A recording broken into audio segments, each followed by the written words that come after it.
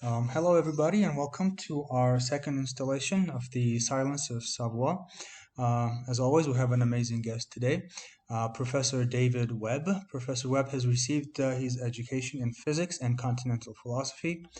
His expertise includes modern European philosophy, French epistemology, philosophy of science, and phenomenology.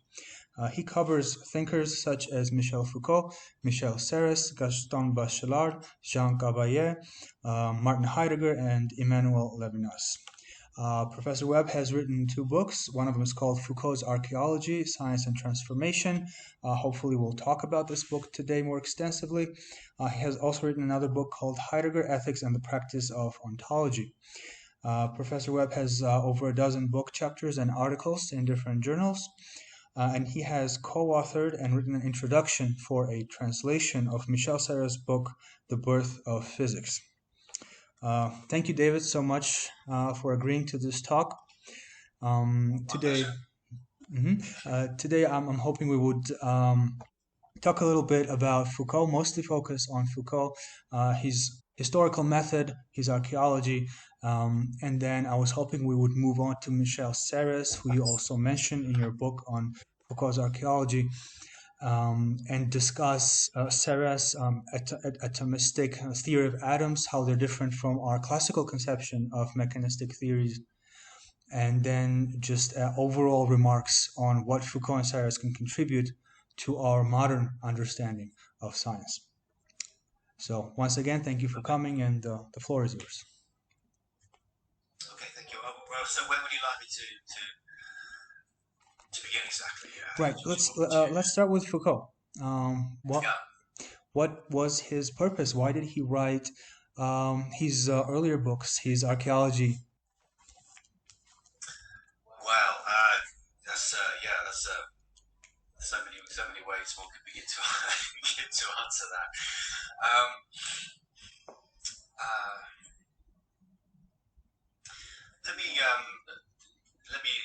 Let me try answering it this way. One of the things that has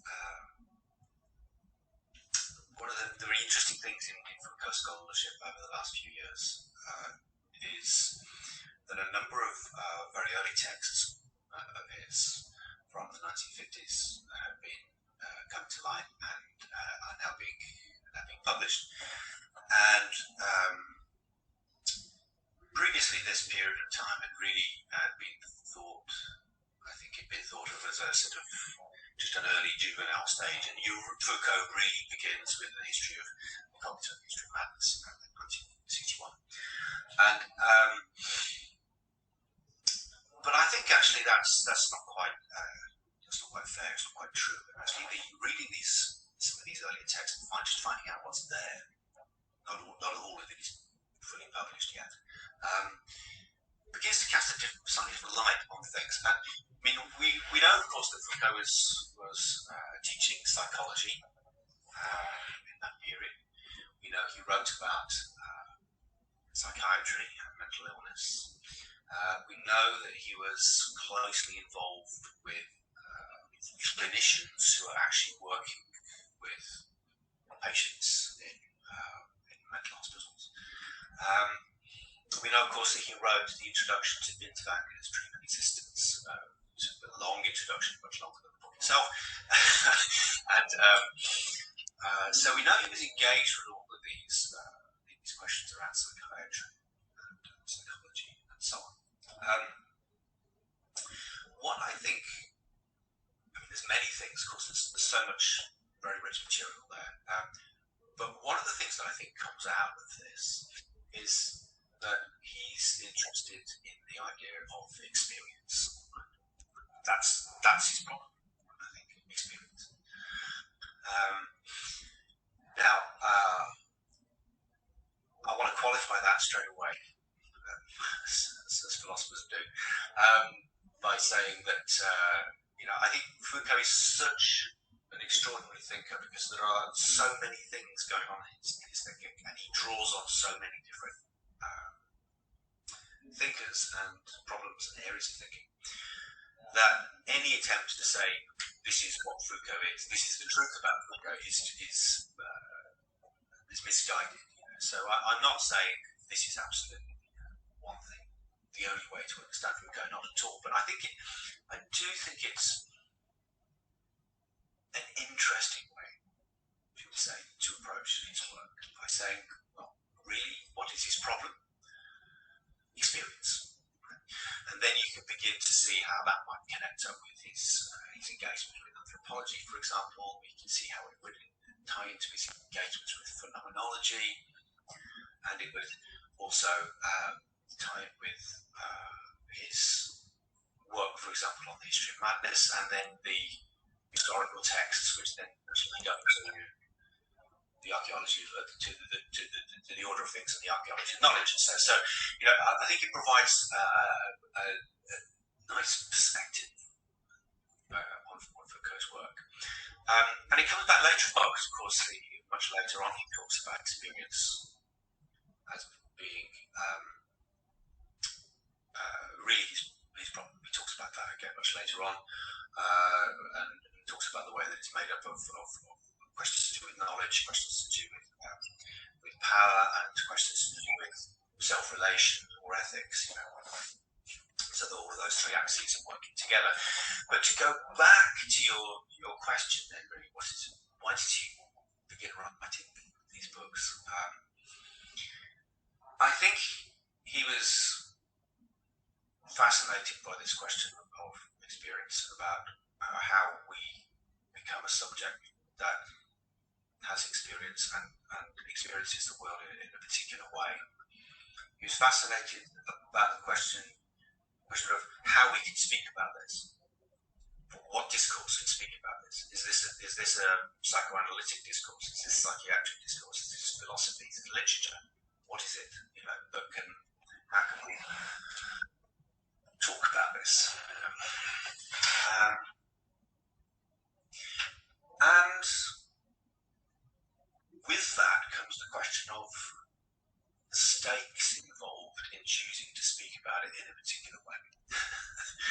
Because of course, as soon as you say, well, we can talk about this using the language of psychoanalysis, then that's fine, but then there's consequences. So there's lots of things that might follow from that in terms of what you can and can't say and how you speak about it. Or if you say, this is actually probably literature, fine. So, of course, then, without jumping ahead, would it be apt to say that the question of experience and how we make sense of our experience is immediately entangled with power, right? So immediately, how we decide to speak the truth of our experience has to do with a certain politics of how we identify ourselves as subjects. Yeah, for sure. Now, of course, he didn't really speak explicitly about power as a problem until quite a bit later on in the 70s. But personally, I think you can see the problem there from very much earlier on. You can see it sort of waiting to be dealt with. If I could just, without digressing for too far or without taking too long, for example, in the Archaeology of Knowledge, if we could just go there for a moment, we can talk about it a little bit more perhaps later on, but just briefly, there he's talking about the historical and discursive conditions for speaking about things in a particular way, and who can speak about them in a particular way, and in relation to what, and what sort of objects are dealt with when we do this, and how do all these arrangements fall into place.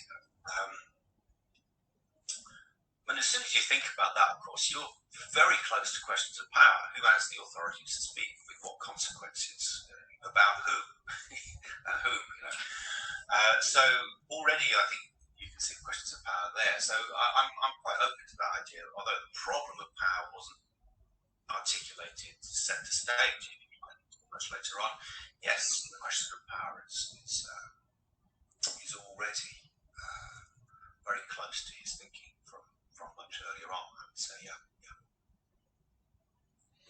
Right. So the purpose of archaeology, right, is to quoting verbatim, right, to write an archaeology of knowledge, right? So to make sense of how knowledge becomes formed, right? So there are, as though, or actually quite explicitly, he says there are underlying rules which dictate how sciences come to be, how discourses, and especially discourses on men, come to be, on humans, on people, right? And so, was there anything maybe personal that drove him to question the authority of the discourses of psychiatry and so on? Um, I'm not sure if I don't know about that really. There's, I guess you could certainly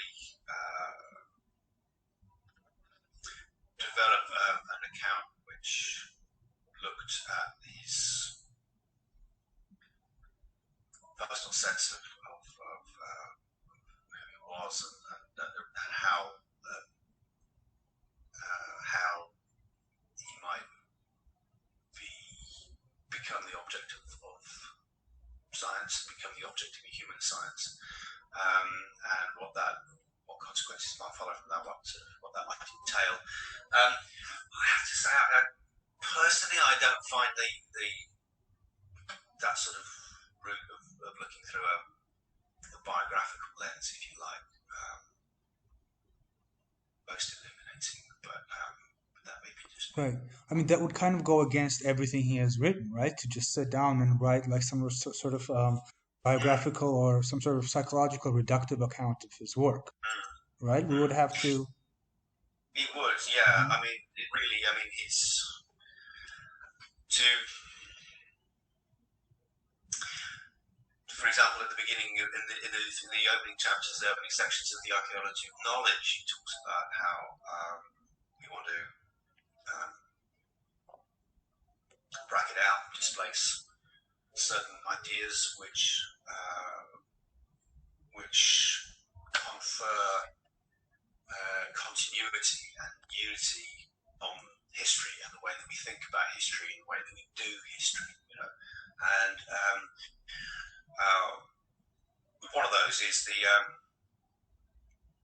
idea of influence. So he says, look, it's really not helpful to try and talk about someone's work in terms of what they were influenced by, because in order to do that, that chain of connections, if you like, from the whatever was going on, the situation, the work, the historical events, whatever,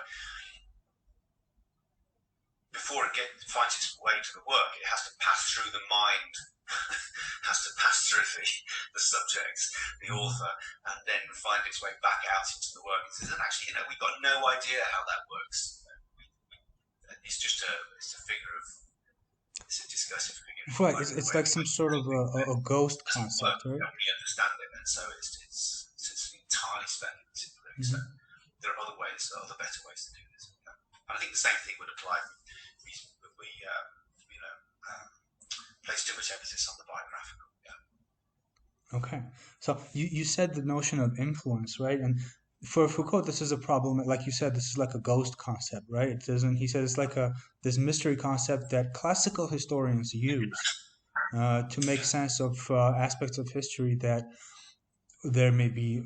I don't know, maybe too lazy to really scrutinize, to get down to the level of statements, right? And so there were several concepts like these that Foucault pointed out and said that, well, historians use these concepts and, well, they're not very useful. In fact, they're almost mysterious.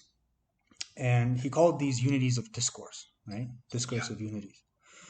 So I was hoping maybe we could talk about how his historiography is different from classical historiography and what problems this because this was not accepted well in the realm in academic circles, right? No, no, true.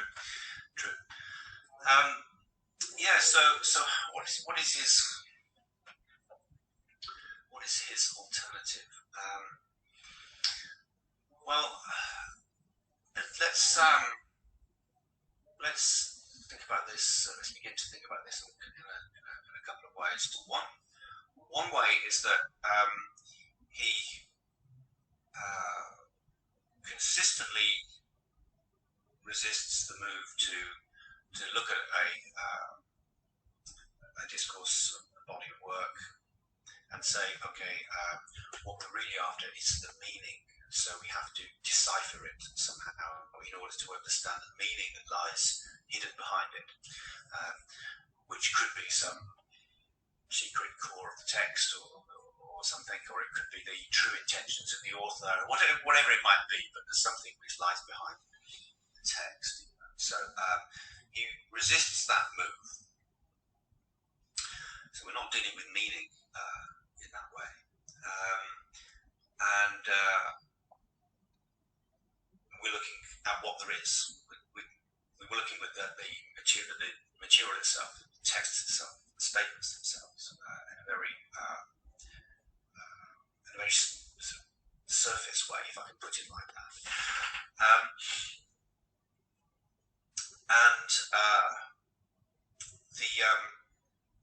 So that's the idea of meaning. And then the classic. Never say there are 2 points that I want to raise here, because you will always forget the second one. That's It's a good rule. Never do that. So learn that for about 45 years. What was the other point about the meaning? Service statements.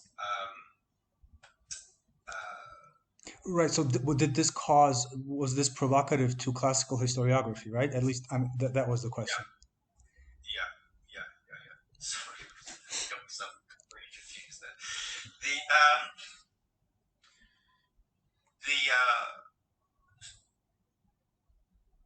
I just got completely derailed myself. It's okay. You'll have to cut this sort of like gather my thoughts again. Now I'm just completely, the only thing I can think about is you got stuck. What's the matter with you?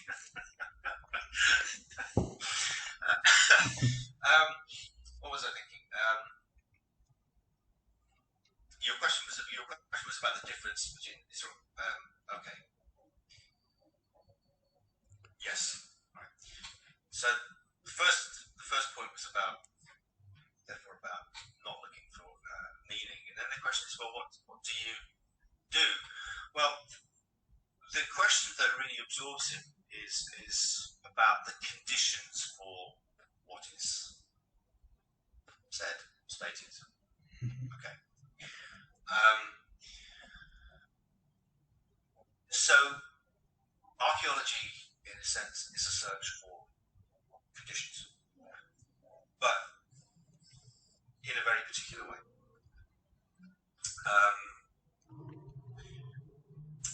Again, it's not looking for some set of conditions which determine the meaning of something, right, which lie behind it in that way. It's looking for the conditions for the actuality of this statement. What made this statement not just possible, but actual? What was it for existing at that point, right? And again, it's probably a very familiar point that he makes it many times, and it's important that the conditions for the existence of a statement in a particular discourse at a particular time, etc., are not some broad, deep-lying conditions for a whole multiplicity of possible statements, of which this actual statement was just one. Right? Rather, the conditions are kind of, if you like, scaled to the actuality of the statements. That the conditions are for this statement, not a whole range of possible statements, of which this statement is just one. Okay, so archaeology as a practice of history is looking for conditions, unique conditions for unique statements. And that's really, we can talk about some more, but just to say, first of all, that's what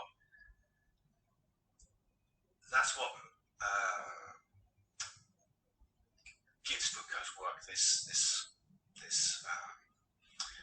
air often of being on the track of, meticulously on the track of detail, because that's what's important. It's no good coming up to general conditions and saying that's broadly the conditions of this sort of discourse or this sort of statement. No, he's pursuing the conditions for this to have happened or been said like this at this moment in this situation. And so the conditions he's looking for must be precise, absolutely exact, and historically specific. What sort of conditions? They can be issues, things that have been said in other texts and theoretical practices. There can be historical practices, political practices, forms of organisation, many things, right? But they will converge in a particular way to create the conditions for that statement, that group of statements that he is interested in a particular part of his analysis. Perfect. Thank you. And so now the statement is in itself a very interesting thing, right? And some people say that the closest thing that the statement comes to is a speech act. I don't know if that's true, but I think that's the closest characterization that we have. So where I'm going with this is that the statement does not exhibit a clear structure. It doesn't have some sort of propositional structure. It's not an artifact of logic and so on. So I was thinking maybe we could discuss the question of the statement and whether or not we can think of it as the smallest unit or the atom of Foucauldian analysis, and then maybe make that connection with Michel Serres. Yeah. Okay. Yes, it's interesting. For a time, I did like to think of it as a sort of atom of discourse, in the sense that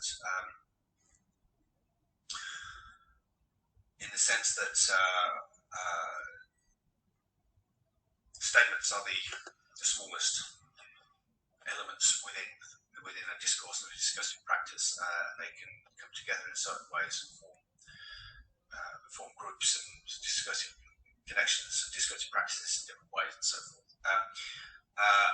And I think there is sort of something to that, but actually it's not quite. I don't think it's quite right. I think because the statement itself is, in a way, composite. Mm-hmm. And it's composite because,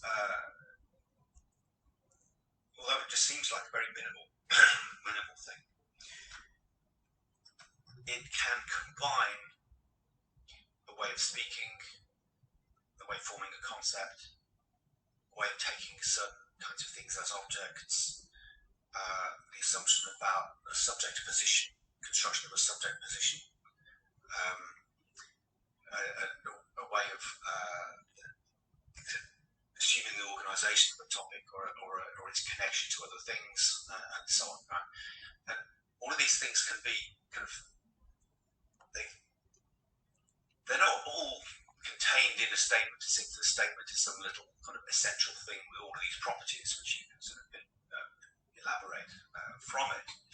But a statement in its formation, comprises these characteristics. And so in a way, I think one can think of the statement as a function, if you like, in a mathematical sense, that it combines a series of variables in a particular way. Right? And so in that sense, there's a composite nature to the statement, rather than it simply being atomic. Okay, perfect. So the statement always points to other statements and points outside of itself, and it Yeah. has a kind of Because mhm. yeah, because it can combine. It will have certain correlations with other statements. In multiple possible ways. I mean, you might have collection of statements which can form together into a group of statements that looks like it's beginning to look like something like a theoretical discourse or practice, or in that sense they may be connected by the sort of object they're talking about. But they could also be connected with other statements which speak about things in a similar way, but they're actually there, or constructing a similar subject position or something, but they're actually different fields altogether, not fields that we would recognise as being theoretically close necessarily. So statements can connect in multiple ways, and this goes back to the idea of archaeology, really, and what it's trying to do. Because if we say, well, we're going to write a history of psychiatry, for example, or something like that, or psychiatric practices, then one obvious way of doing that would be to do some preparatory work, look at all the main authors in the field, look at all the main theoretical developments within psychiatry, and then start to kind of piece all these things together. Whereas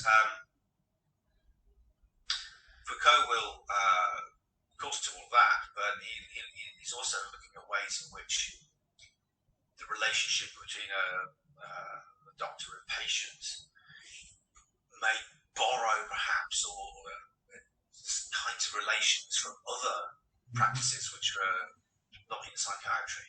Or obviously, perhaps the most famous, well-known way of thinking about this is where does the practice of the asylum come from? And as well as it's a form of exclusion, but where does that come from?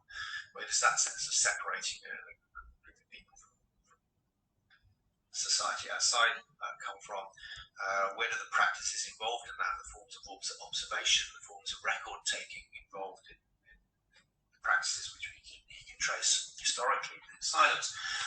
Well, that has to do with treatment of the plague and how people managed situations within, how people segregated cities and had people coming around to monitor particular neighbourhoods every day, record things. So all of this she talks about discipline and punishment.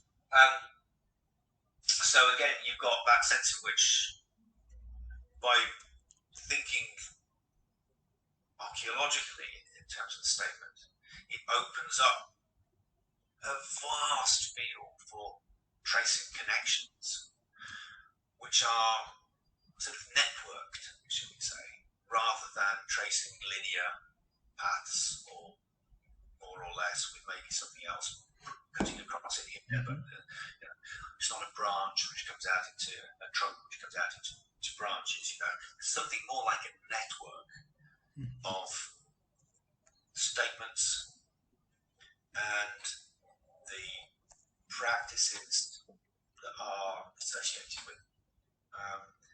And they could be in all kinds of places and fields.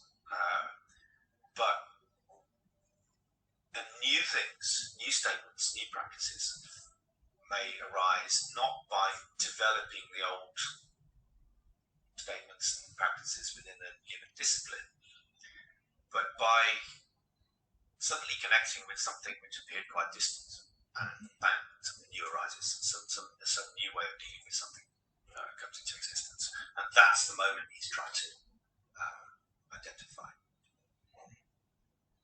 Now, this. Just to say what that means, of course, then is that what he's after. If I could just go back for a moment to the opening, talking about experience, what he's looking for there in that case is the conditions for particular experiences. But those conditions do not lie in any kind of universal transcendental conditions of possibility of all experience. They are historical conditions of this particular experience. And goes back to, what he finds is those conditions, that experience, do not tell us anything about man, the human, but speak about historical accidents. So that what we discover when we go back to really try to understand the conditions of our experience and how it is that I live in the world in this way, experience the world in this way, and so on, we find historical accidents, we find contingency. That's really fascinating and raises so many more interesting questions. I'm glad you mentioned networks, because in our previous installation we talked a bit about Latour and the commonalities that Latour's analysis has with Michel Serres and then Michel Serres with Yeah. Foucault. But just to sort of summarize at least some of what you've said, what makes the statement such a difficult thing to capture and grasp is because it works at the interstices of disciplines, right? It doesn't belong to a specific constellation of discourse. Okay. Every statement is borrowed bits, kind of amalgamated, and they're always borrowed. They can be borrowed again. Yeah, that's right. So with these radical concepts, Foucault breaks with not just classical historiography, but with a linear conception of time. Time becomes this complex, non-linear, and as Serres would like to say, it becomes algebraic, right? It's no longer metric; it becomes non-linear, topological, and algebraic. And I think that seems to be an account of experience that is no longer, we could say, modern. It no longer relies on a Cartesian conception of experience. It's more something that surprisingly is closer to the most recent developments in physics and science. And there has been a lot of stuff written about this in terms of the arrow of time, thermodynamics, quantum mechanics. But without making this too complicated, the notion of experience becomes this sort of a strange thing which cannot be conceptualized using the clock, right? And so, despite the fact that we're talking in a very technical way about statement being a function, a mathematical function, and it remains a mathematical function in many ways, but it's not a linear one, right? Yeah, very well put. I agree. Yeah,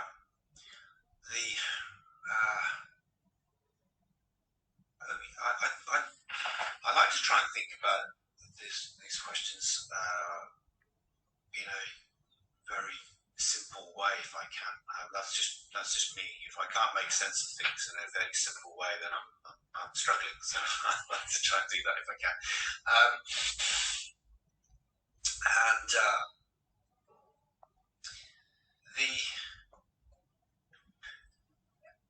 When we think about experience, and when we think about the subject of experience,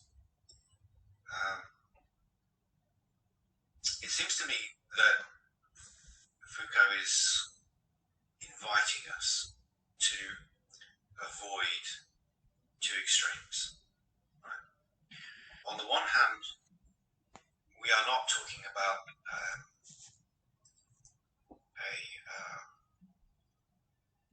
a sort of Kantian universal subject, the transcendental unity of perception, or anything, where there's just this, where in a sense I am anyone. I mean, it's the same at the moment of the cogito. I think, therefore I am. But at that moment, I'm anyone. My own specific personality is completely immaterial. Right? I am just a universal subject of thinking. Content is completely immaterial. He's not interested in uncovering a form of subjectivity like that and elaborating the experience of such a subject. At the other end, in a sense, I need to be a little bit careful about this, because in a sense there's a lot in Foucault that pushes towards specificity. That's always the move. How can we make the accounts more specific? How can we determine the conditions for this particular event or experience more specific? And yet,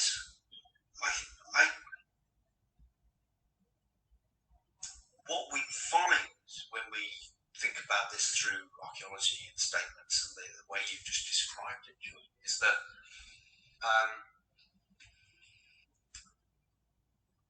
while there's a certain uniqueness to the conditions of my experience, certain historical uniqueness to this time, these ways, there's also because those conditions are not, because those conditions, as you said, in talking about statements, are always connected to other statements, are always borrowed from other places. My experience is never unique. It's never mine in some original sense. Just as the conditions for my experience have come together from many places to form a particular configuration, if you like, but will break open again and inform other experiences in specific ways as well. Right? So, despite being unique, so my experience actually is not uniquely mine. My experience is kind of interlaced with multiple experiences because, as you said, it's not that I've arrived at a particular point in time and on some long historical trajectory and now that's my moment. This is my experience. To understand that experience, I have to understand the conditions of that experience being multiply connected in so many ways. Right? And in that sense, my experience is mine and not mine at the same time. If that makes sense. I think it makes perfect sense because the thought that occurred to me as you said this was that despite this or that historical formation, this or that discourse through which I identify, despite it being unique and specific, I as a subject disappear, right? So there's a disappearance of the subject. Yeah, absolutely. You can put it that way too. There is experience, but the idea that there's no unique subject having that experience. There is the experience, if you like, and that experience is configured in a particular way, and it's sort of unique at the same time. Its uniqueness, I'm just repeating myself here, really, but that uniqueness is overlaps with many other experiences, and I can't confine it and just say, okay, here's my experience. This is me. This is my experience. This is my subjectivity.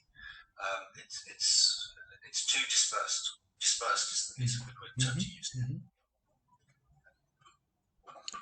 Perhaps here is where we can make the parallel between Michel Serres, because Serres' conception of Lucretian conception of atoms in the void is precisely that, right? It's dispersed, and it's not the same as the conception that Democritus had, right? His atoms seem to be more going across parallel lines, right? So maybe we could talk about this, the dispersed atomic time of Serres and the dispersions of the archaeology. Yeah, sure.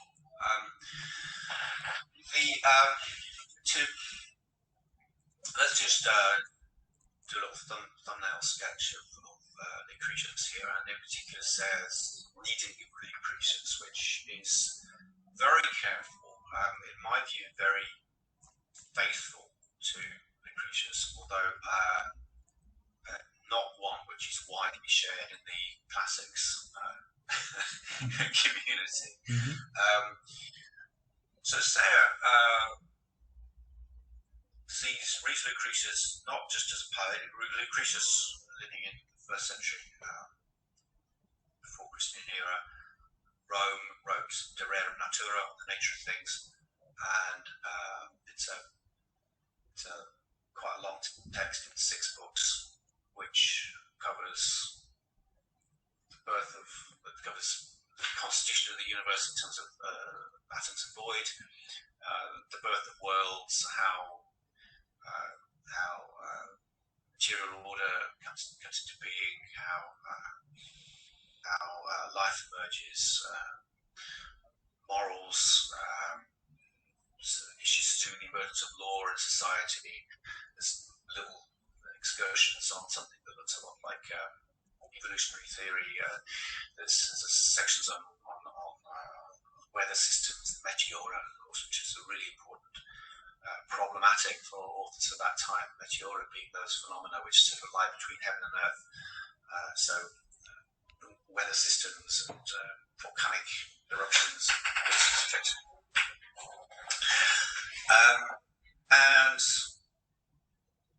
so the whole text is in verse, and for that reason, Lucretius has often been regarded as a poet, first of all, rather more than a philosopher, or certainly not a scientist. Serres disputes this and says, look, if we read Lucretius seriously and take the ideas that he's proposing seriously, we see that he's talking really about a world of multiplicity and a world of complexity, and a world in which systems are open and non-linear. So he says, well, if you wanted to speak about all of these things, what would you need? Well, you need a mathematics that does X, Y, Z, and ABC. Actually, we find a mathematics like that in Archimedes, because Archimedes wrote about all these things and wrote all these texts and covered all these things. So, if you like that, what we can do is pair together the text of Lucretius and the mathematical work of Archimedes, and we end up with something that looks more like a mathematical physics, if you like, in the modern day. Because that's why in the modern day view tends to be that he wasn't a scientist, because there was no mathematics there, no experimentation, or no rigor. This is what we recognise as math, as science. There's this worldview there, which is worked out in ways which are mathematically articulated, just not by Lucretius himself. Now, what's significant in the worldview that he proposes? Well, he talks about the way in which, in all things, begin. Although I'll come back to that question of beginning in a moment.